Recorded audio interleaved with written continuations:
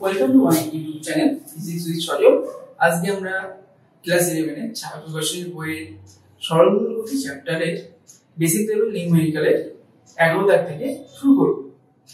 তো আমাদের 11 দাগের কোশ্চেনটা বলছে যে সরলরৈখিক গতি সম্পন্ন একটি কণার গতির সমীকরণ 3a + 27x = 0, তাহলে কণাটির কৌণিক গতিবেগ কত? তো আমাদের কোশ্চেনে বলা আছে এই যে সরলরৈখিক গতি সম্পন্নকারী কণার যে সমীকরণ হয় সেটা হলো এইটা = 0। এখান থেকে আমাদের বের করতে হবে এর কৌণিক গতিবেগ ওমেগা।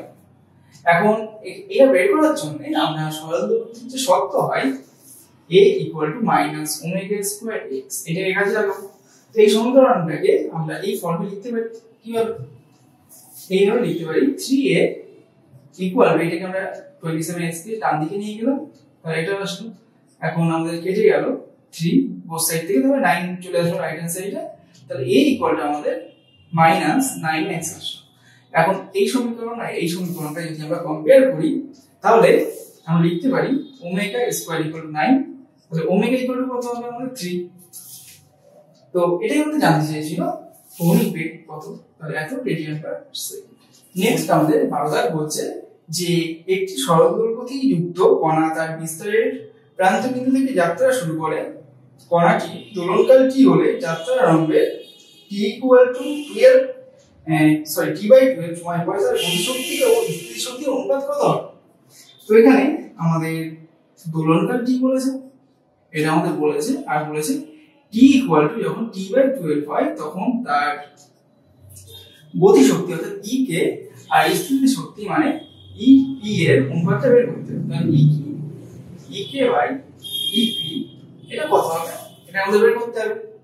তো আমরা ek আর ep এর রাশিমালা এটা জানি। ek এটা = হয় ½ mω² × a² - x², আর ep তার রাশিমালা হয় এটা ½ mω² x²। তো এই দুটোর মান আগে যদি আমরা বের করতে চাই তাহলে x এর মানটা আমাদের জানতে হবে। তো এখানে বলে দিয়েছে কণাটা আমাদের প্রান্তবিন্দু থেকে যাত্রা শুরু করে, তাহলে আমরা কণাটার গতি সমীকরণটা ধরে নিতে পারি এটা x = a cos ωt। যেহেতু প্রান্তবিন্দু থেকে যাত্রা শুরু করছে সেই কারণে আমাদের cos আসলো। এখন আমাদের t/12 এটা বসিয়ে দেব। বসিয়ে দিলে তাহলে কত আসছে দেখা যায় t cos ω/T/12 আসে। এখন ওমেগা টি এটার মান কত হয় আমরা এটা জানি যে ওমেগা = 2π/t হয়, তাহলে ওমেগা টি হয়ে গেল 2π। এবার তাহলে এই 2π টা আমরা এখানে বসিয়ে দেব। বসিয়ে দিলে আসছে 2π/12, 2 কাট হলে নিচে 6 চলে আসলো। 5/6 মানে আমাদের 30 ডিগ্রি, তাহলে cos 30 আমাদের কত হয় √3/2, তাহলে x পেলাম আমরা a * √3/2। এটাকে আমরা এইভাবে লিখতে পারি √3a/2, তাহলে x এর মান পেয়ে গেলাম। এইবার এখানে x এর মান বসিয়ে দিয়ে অনুপাতটা আমরা খুব সহজে বের করে নিতে পারবো। তো এখানে ek/ep এইটাই করে তাহলে আমরা কি লিখতে পারি, আগে আমরা রাশিমালা বসিয়ে এটাকে সিম্পলিফাই করে নিই, তারপরে x এর মানটা বসাবো। তাহলে ek আমাদের এইটা ছিল আর ep এইটা। এখন ½ mω² আর ½ mω² থেকে কেটে গেলে আমাদের এখান থেকে আসছে a² - x²/x²। তাহলে a² মাইনাস এখানে x = আমরা পেয়েছি √3a/2। তাহলে এখান থেকে যদি আমরা x² টা বের করে নিই, x² = কত হবে রাইট হ্যান্ড সাইডে a² হয়ে যাবে। √3a² হলে আমাদের 3 হয়, আর a² হলো আর 2a² হলো 4, তার মানে 3a²/4 পেলাম। তাহলে এটা -3a²/4 আছে, আর নিচে x² আছে, তার মানে এটাও আমাদের হয়ে যাবে 3a²/4। তো a² থেকে 3a²/4 বাদ দিলে আমাদের কত পড়ে থাকে, শুধু a²/4 পড়ে থাকে বাই 3a²/4 আসছে। এখন এই যে a²/4 উপরে নিচে কমন আছে আমাদের, তো এটা এই পুরো টার্মটা আমাদের কেটে যাবে, তাহলে আসছে কত 1/3। তো এখান থেকে আমরা কি লিখতে পারি, আমরা পেলাম কি ek by ep equal to 1/3। তাহলে ek ইজ টু ep, এটা হচ্ছে আমাদের 1:3। তাহলে এই কণাটার যে গতিশক্তি এবং স্থিতিশক্তির অনুপাত সেটা হলো 1:3।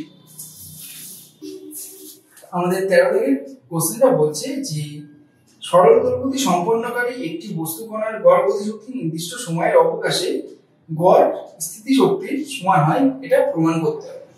তো তার মানে আমাদের প্রমাণ করতে হবে যে E k bar equal two EP বার।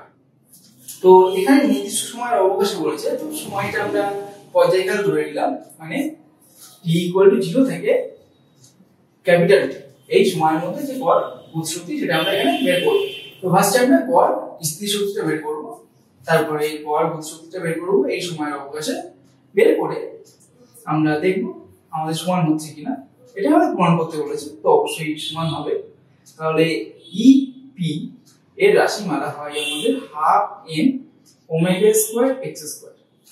এখন আমরা আমাদের এই x জানতে হবে। তো সরল দোলগতি সম্পন্নকারী কণার ক্ষেত্রে আমরা ধরে নিলাম আমাদের x equal to a sin omega t। এইটা, তো এটা যদি আমরা এখানে বসিয়ে দিই তাহলে কত হবে, ½ m⍵² a² sin² omega t। এখন আমাদের এই যে EP অর্থাৎ স্থিতিশক্তির গড় মান কত হবে সেটা বের করতে হবে। তো সেই গড় মান আমরা কি করে বের করি, সাধারণভাবে আমাদের যদি বলা হয় যে তোমরা কোন ক্লাস পড়ো, তোমরা তো ক্লাস 11 এ পড়ো, এইবার সেই ক্লাস 11 এ তোমাদের যে বন্ধুরা আছে তাদের বয়সের গড় বের করতে পারো। তাহলে কি করব, ফার্স্টে প্রত্যেকটা বন্ধুর বয়স জানবো, জেনে সেগুলোকে সব যোগ করব, যোগ করে কতজন বন্ধু আছে তাদের সংখ্যা দিয়ে আমরা ভাগ করে দেবো। এইভাবে আমরা গড় করি। তো এখানে আমরা এই EP অর্থাৎ স্থিতিশক্তির গড়টা কি করে বের করব, আমরা এখানে এই 0 থেকে t এই যে টাইম ইন্টারভ্যালটা আছে সেই টাইম ইন্টারভ্যালে ফার্স্টে প্রত্যেকটা টাইমে আমরা এই স্থিতিশক্তি EP এটা বের করে নেব। বের করে নিয়ে তাহলে এখানে ভাগ করতে হবে। তো কি দিয়ে ভাগ করব, ওখানে আমরা নাম্বার দিয়ে ভাগ করছিলাম, কতজন বন্ধু ছিল সেই সংখ্যাটা দিয়ে ভাগ করছিলাম। আর এখানে যেহেতু সময়ের প্রত্যেকটা সময়ে আমরা ইপিটা বের করে নিচ্ছি অর্থাৎ স্থিতিশক্তি বের করছি, সেই কারণে আমরা এখানে সময় দিয়ে ভাগ করব, মানে মোট সময়।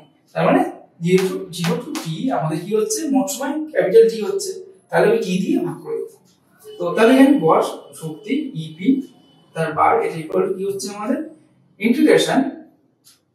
আচ্ছা, এখানে আমরা তাহলে এই যে প্রত্যেকটা সময়ে যে শক্তি হচ্ছে সেটা বের করার জন্য আমরা কি করব, এখানে ইন্টিগ্রেশন করব, কারণ এটা একটা কন্টিনিউয়াস জিনিস হচ্ছে, মানে এই ফাংশনটা যেহেতু কন্টিনিউয়াস তাহলে EP আমাদের একটা কন্টিনিউয়াস ফাংশন হবে।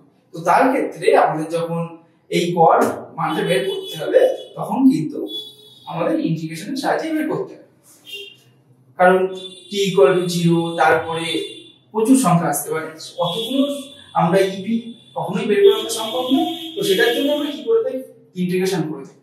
তো সেই কারণে আমরা এখানে ইন্টিগ্রেশনটাই কাজে লাগাবো। তাহলে বসিয়ে দিলাম। আচ্ছা, এখানে ফার্স্টে নরমাল রাশিমালাটা আমি লিখি, তাহলে বুঝতে সুবিধা হবে। এইটা ইনটু dt, আমাদের ইন্টিগ্রেশনটা কোথা থেকে হচ্ছে, সময়ের সাপেক্ষে হচ্ছে এবং সময়টা আমাদের 0 থেকে শুরু হচ্ছে এবং t থেকে শেষ হচ্ছে। তাহলে এটা 0 to t হয়ে গেল, আর মোট সময় হলো t, তাহলে সেইটা আমরা 1/t করে দিলাম। এবার আমরা এখানে EP এর রাশিমালাটা বসিয়ে দেব। ইন্টিগ্রেশন 0 to t, EP হলো ½ m⍵² a² sin² omega t dt। তাহলে ½ m⍵² a² এগুলো আমাদের ধ্রুবক পদ, তো এগুলো সব ইন্টিগ্রেশনের বাইরে চলে গেছে। তাহলে into ½ m⍵² a² integration 0 to t sin² omega t dt। তো এই ইন্টিগ্রেশনটা আমাদের করতে হবে। একটা কাজ করি, আমরা এই ইন্টিগ্রেশনটা আলাদা করে এখানে মানটা বসাই। তাহলে integration 0 to t sin² omega t dt। তো আমরা কি করছি, এখানে একটা কাজ করা যায়, সেটা হলো আমরা হাফ দিয়ে মানে 2 দিয়ে গুণ ভাগ করেছিলাম, তাহলে হাফ এখানে 2টা ভেতরে চলে গেল। এইবার ভিতরটাকে আমরা একটা ফর্মুলায় ভেঙে নেব। এটা হয়ে যাবে 1 মাইনাস কস 2 ওমেগা টি ডিটি। আমরা এটা ওই cos 2 থিটা যে ফর্মুলা আছে সেটা কাজে লাগালাম। আমাদের এইটা হয়ে থাকে cos 2 theta equal to 1 minus 2 sin square theta. তো এখান থেকে 2 sin স্কয়ার থিটা এটা যদি আমরা বের করি তাহলে এইটা হবে। তো সেটাই কিন্তু আমরা এখানে কাজে লাগাবো। আমাদের থিটাটা হলো এখানে ওমেগা টি। এবার আমরা ইন্টিগ্রেশনটা করব। তো ইন্টিগ্রেশন করলে আমাদের ফার্স্টে 1 আছে, 1 এর ইন্টিগ্রেশন করলে আমাদের কি হয় মাইনাস cos 2 ওমেগা টি। এর ইন্টিগ্রেশন করলে আমাদের sin 2 omega t by 2 omega হয়। Integration 0 to t। তো এই হবে। আশা করি তোমরা সবাই ইন্টিগ্রেশন কিভাবে করতে জানো। আর যদি না জানো তাহলে আমি এখানে আই বাটনে ইন্টিগ্রেশনের যে ভিডিওটা আছে আমাদের চ্যানেলে সেটা দিয়ে রাখবো, তোমরা দেখে নিও। তো এখান থেকে আমরা এবার মান বসাবো। মান বসালে কি হবে, ফার্স্টে টি আছে, টি এর মানটা বসাবো। এই টিটাকে বলা হয় আপার লিমিট, সেই আপার লিমিটটা এখানে বসিয়ে দেবো। তাহলে t minus sin 2 omega t by 2 omega.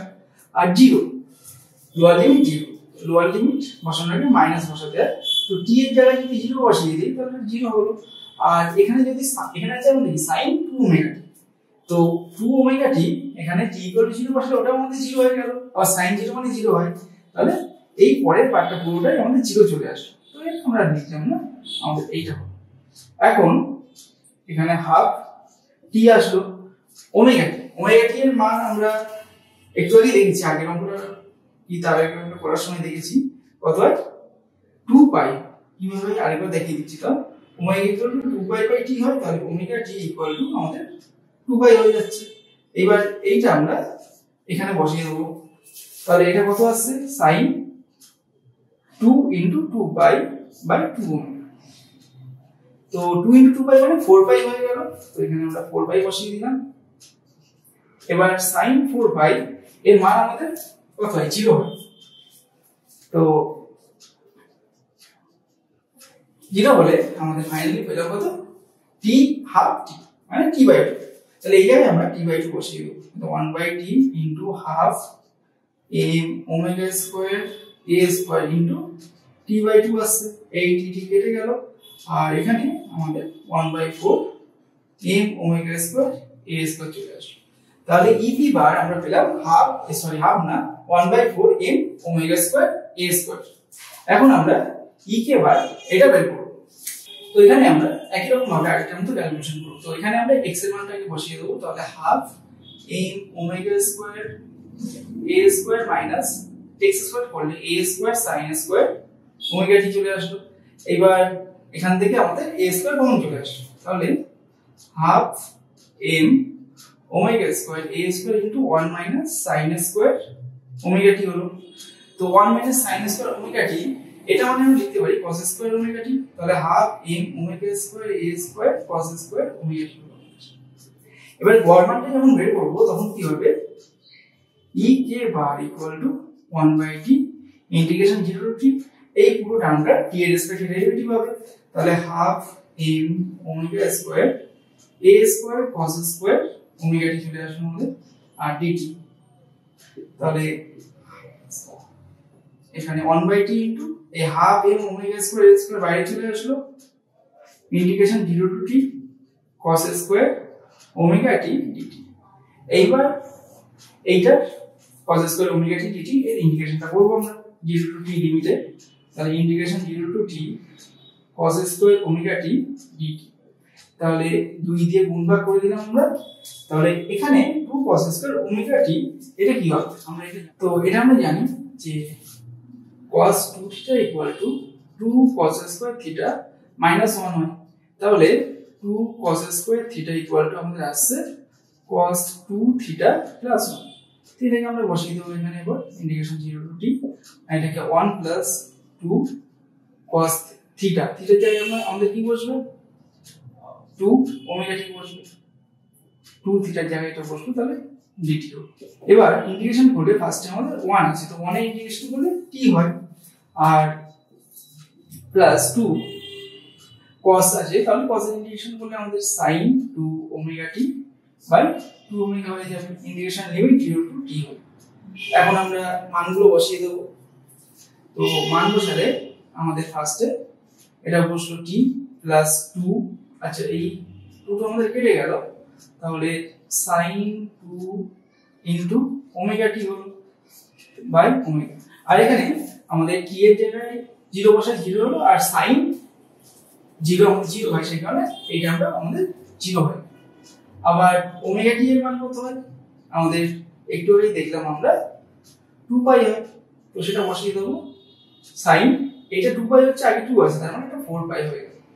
তো sin 4 পাই মানে আমাদের 0 হয়ে যাবে, তার মানে এই টার্মটা আমাদের 0 হয়ে গেলে আমাদের ফাইনাল রেজাল্টটা আসলো t বাই 2।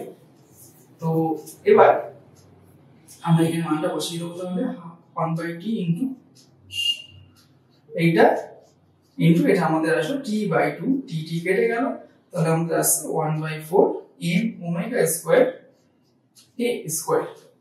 এখন আমরা একটু আগে ep এর মানটা বের করেছিলাম, সরি এখানে তো লিখে রাখবো, লিখে রাখলে ভালো হতো, তো আমি এখানে লিখে দিচ্ছি ep এর মানটা আমরা এটা পেয়েছিলাম, ep তার bar equal to 1 by 4 a omega square a square, এরকম পেয়েছিলাম।